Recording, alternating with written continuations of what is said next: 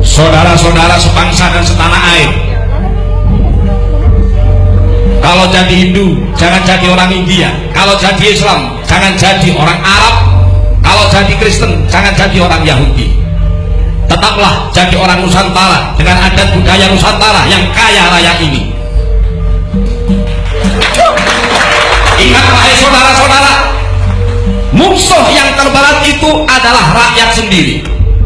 Rakyat yang mabuk akan budaya luar, yang kecanduan agama, yang rela membunuh bangsa sendiri demi menegakkan budaya asing. Jangan mau diperbudak oleh semua itu. Tetaplah bersatu padu membangun negeri ini tanpa pertumpahan darah. Hai anakku, simpan segala yang kau tahu. Jangan ceritakan berita dan sakitku kepada rakyat. Biarkan aku menjadi korban asal Indonesia tetap bersatu. Ini aku lakukan demi persatuan, kesatuan, dan keutuhan bangsa.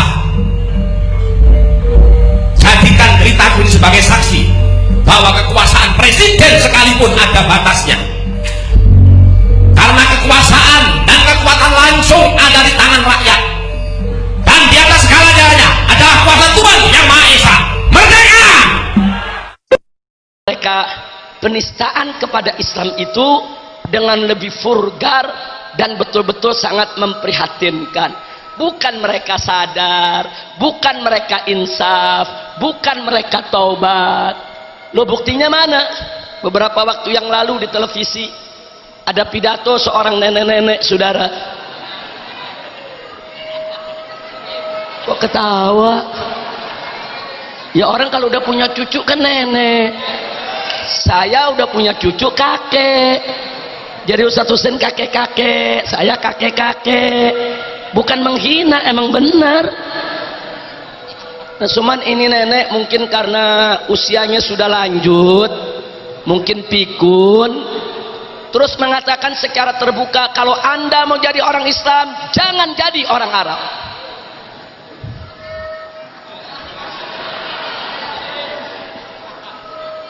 Loh, ini bukan fitnah. Ada yang ngomong begitu?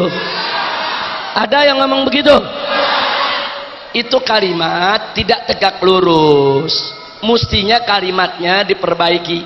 Kalau Anda mau jadi orang Islam, tidak boleh benci Arab. Itu amanat Nabi, saudara.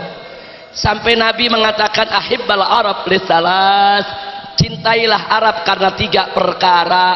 Li'anni Arabiyun, sebab aku nabimu adalah orang Arab. Wal Qur'anu Arabiyun, dan Al-Qur'anul Karim kitabmu juga dalam bahasa Arab. Dan bahasa Arab adalah lughatul jannah, lughah ahli jannah, bahasanya ahli surga. Nah, jadi bukan dibalik, kalau mau jadi orang Islam jangan jadi orang Arab. Maksudnya apa?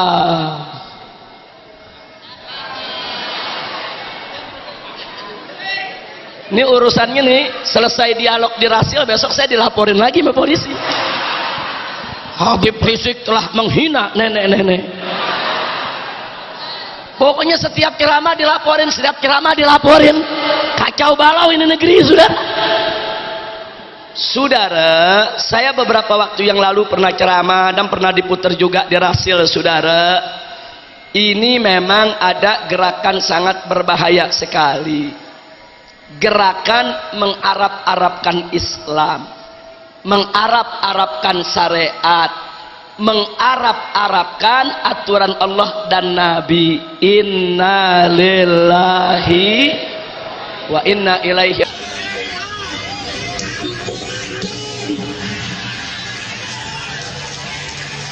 Seperti inilah ucapan Rizik Syihab atau yang lebih dikenal dengan nama Habib Rizik saat menggelar ceramah di hadapan ribuan umatnya. Video yang tersebar di YouTube ini kemudian menuai reaksi keras dari suku Sunda karena dianggap telah menghina budaya dengan memplesetkan kata sampurasun menjadi campur racun. Angkatan Muda Siliwangi atau AMS Provinsi Jawa Barat bahkan langsung menggelar pertemuan untuk bermediasi dengan perwakilan Front Pembela Islam atau FPI. Sayangnya hingga siang hari tak ada satupun dari ormas tersebut yang datang ke lokasi. Pelantun musik religi yang juga dikenal melalui grup Bimbo, Acil, bahkan tak kuasa menahan emosinya. Ya, bukan. Saya ratusan lagu kasidah. Saya Islam. Eta jawaban di Habib. Eta menunjukkan sikap ulama.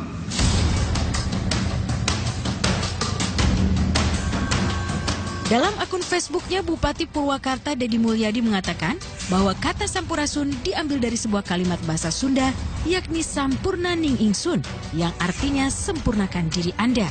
Ia menilai tak semestinya kata Assalamualaikum dan Sampurasun dipertentangkan, karena keduanya memiliki dimensi yang berbeda. Ketika tutur yang memiliki arti positif ini diplesetkan, hal tersebutlah yang memicu para tokoh serta budayawan Sunda meradang dan menganggap Habib telah melakukan penghinaan. Sementara itu, Wali Kota Bandung Ridwan Kamil meminta agar Habib Rizik segera meminta maaf kepada seluruh masyarakat Sunda. Menurutnya, guyonan tersebut sebagai suatu hal yang tidak pantas dilakukan oleh seorang tokoh agama. Jadi kalau Habib Rizik maksudnya membercandai menurut saya tidak lucu ya, karena Sampurasun itu artinya keberkahan untuk kita dan alam semesta, artinya itu baik. Teks itu tuh Sampurasun, jadi hampura diri itu ya, sangat halus sekali, apalagi ujungnya pakai sun, kata-kata Sunda yang paling dalam dari yang punya makna dan arti untuk saling mengingatkan, saling memaafkan. Hingga saat ini belum ada tanggapan dari Front Pembela Islam maupun Habib Rizik untuk mengklarifikasi masalah ini. Billy Maulana Fikran, Jupita Melana, MNC Media, Bandung, Jawa Barat. Kenapa kita punya tekad harus kita tunjukkan kepada hancur leburnya Amerika dan Inggris itu. Selama kekuasaan Amerika dan Inggris belum hancur lebur, maka Asia dan Indonesia tidak bisa selamat. Karena itu, semboyan kita sekarang ini ialah hancurkan kekuasaan Amerika, hancurkan kekuasaan Inggris. Amerika kita setrika, Inggris kita linggis. Amerika kita setrika, Inggris kita linggis. Dulu ada kisah menarik.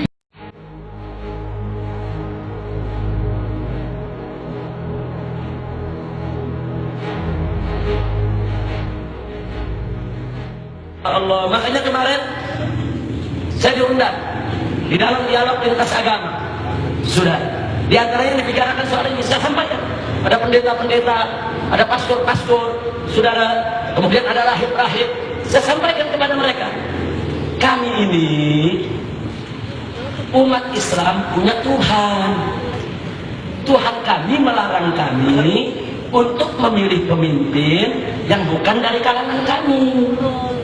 Andai kata Tuhan kami tidak melarang kami, nggak apa-apa Anda memimpin kami, silakan. Tapi karena Tuhan kami melarang kami nggak mau dipimpin oleh Anda. Dan ini yang disebut kami salah. Bukan, ini kami ingin menjalankan kewajiban agama. Nah, kalau Anda ingin milih pemimpin yang seagama dengan Anda, silakan, kami nggak ganggu. Tapi jangan ganggu juga kami yang ingin memilih pemimpin yang seagama dengan kami. Betul tidak? Betul tidak? Nah, makanya saat itu diantara yang hadir Pak Galih Suprana. Nah, di dalam responnya sambutannya dikatakan, oh iya, kalau umat Islam itu punya tekad untuk dipimpin oleh orang Islam, kita tidak boleh mengatakan itu salah. Itu keyakinan mereka yang harus kita hormati. Nah, ini yang saya maksudkan. Kalau kita bicara sama orang di luar Islam, bicara aja terus terang, kenapa sih? Jangan pakai muter-muter. Ini ketemu orang kafir ditanya, bagaimana nih kalau orang kita jadi pemimpin? Oh, begini ya, begini ya. Kamu kalau begini nggak boleh, udah. Jangan, nih kadang-kadang kita nggak enak, takut tersinggung, pala lu mau menyam. Jangan dikit-dikit tersinggung. Soal apa namanya Natal, saudara, begitu juga sampaikan kepada mereka kalau kita ketemu. Kalau mereka datang mengucapkan, Ustadz, Habib, selamat Natal ya. Langsung aja sampaikan, maaf, sayangnya orang Islam nggak boleh ikut merayakan Natal. Kalian silakan merayakan Natal, silakan bahagia, silakan senang-senang, tapi jangan ajak umat Islam untuk merayakan Natal. Betul? Kalau ini kita jelaskan, orang Kristen yang nggak tahu jadi tahu, saudara. Jangan dikit-dikit merasa nggak enak, dikit-dikit merasa nggak enak. Nggak ada, kasih tahu aja sudah. Nah kalau udah dikasih tahu juga masih bandel, sudah ada. Hus. Bakar, pikir jagung. Saudara kalau masih dia tanya kenapa sih nggak boleh, saudara sampaikan aja itu kan ritual agama Anda, lakum dinukum. Nggak ngerti juga, kasih tahu juga. Itu kan Natal itu kan dalam terminologi artinya kan hari lahir Yesus Kristus sebagai anak Tuhan. Jadi kalau Anda mengucapkan selamat Natal kepada saya, berarti selamat hari lahir Yesus Kristus sebagai anak Tuhan. Itu yang saya tidak boleh jawab. Nggak boleh saya benarkan akidah tersebut. Karena bagi kami, Yesus Kristus atau Nabi Isa alaihissalam itu adalah hamba Allah, utusan Allah, bukan anak Tuhan. Betul? Betul? Masih bandel juga. Hus. Itu membakar-bakar lagi. Kalau masih bandel juga, kepepot, Habib, selamat Natal. Saya jawab, lam jarit, wang yulah. Begitu jawabnya. Setuju? Setuju? Loh kenapa dijawab begitu? Kan dia mengatakan, Habib selamat Natal. Artinya, selamat hari lahir Yesus Kristus sebagai anak Tuhan. Saya jawab, lam jarit, wang yulah. Allah tidak beranak dan tidak diperanakan. Itu dan setuju gak? Setuju gak? Ya ada protes, Habib jangan begitu. Nanti ini kan mengganggu keharmonisan antar umat beragama. Ada kebun. Aku lagi ngomong Habib jangan begitu. Nanti mereka tersinggung. Hati pasir. Jawab jangan. Mestinya yang tersinggung itu saya, bukan dia. Dia mengucapkan kepada saya, Habib Rizik, selamat Natal. Saya tahu artinya, selamat hari lahir Yesus Kristus anak Tuhan. Sebagai anak Tuhan, mestinya saya tersinggung. Untuk gue gak kepret. Nah kalau kita tersinggung kan mestinya kita kepret, betul? Wah aja lu, anak Tuhan dari mana? Kalau Yesus anak Tuhan, bidangnya siapa?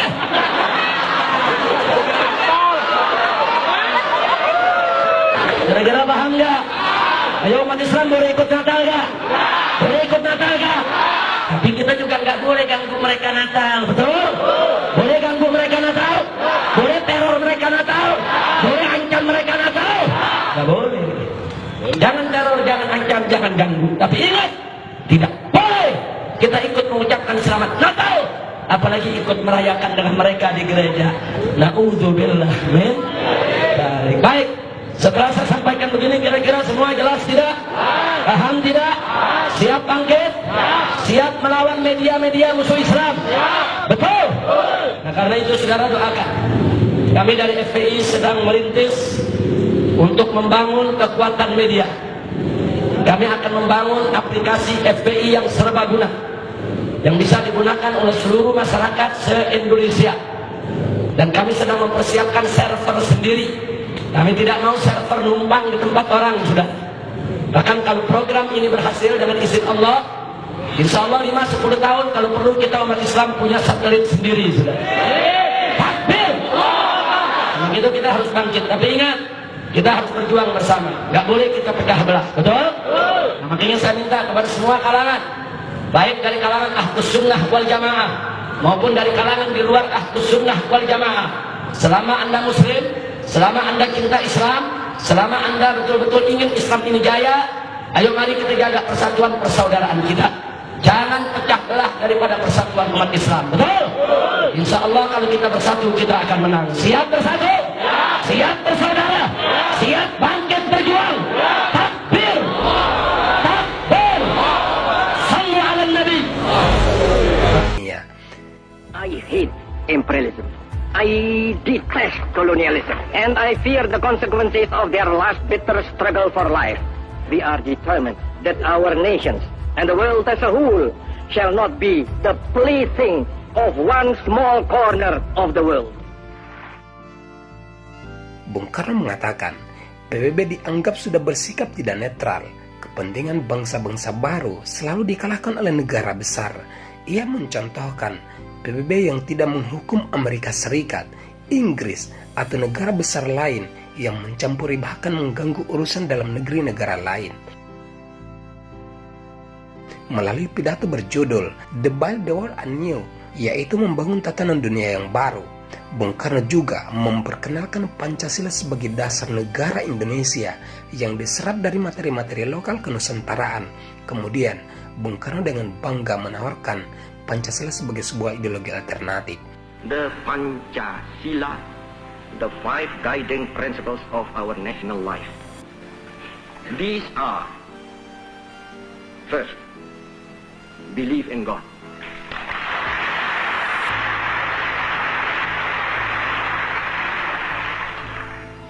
Second, nationalism. Third, humanity. Fourth, democracy.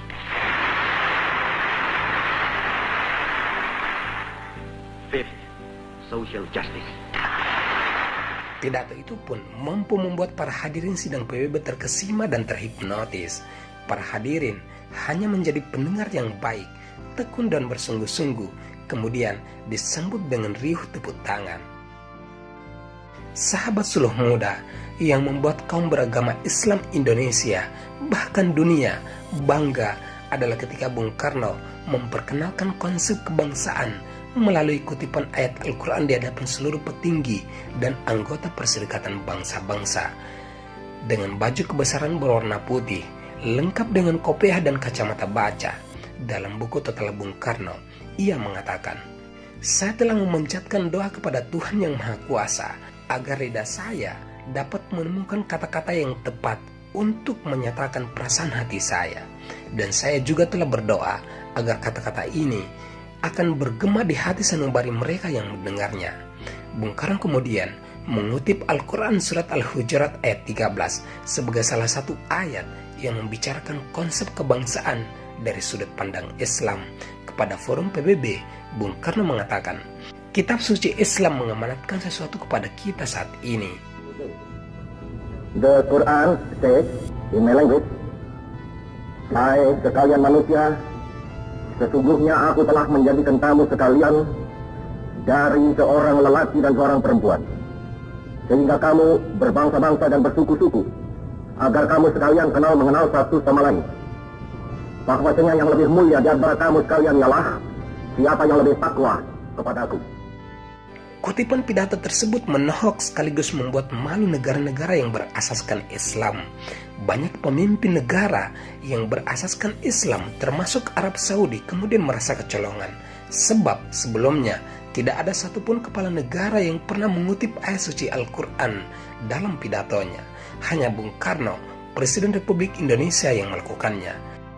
Karenanya, ia kemudian dinobatkan sebagai pahlawan Islam Asia Afrika. Penobatan ini dilakukan pada pertemuan para pemimpin negara-negara Asia Afrika di Kairo, Mesir, yang kemudian melahirkan gerakan non-blok tahun 1961. Begitu fenomenalnya sosok Bung Karno, sehingga ia menjadi ikon penting bukan saja bagi bangsanya, tetapi bagi bangsa-bangsa di Asia dan Afrika.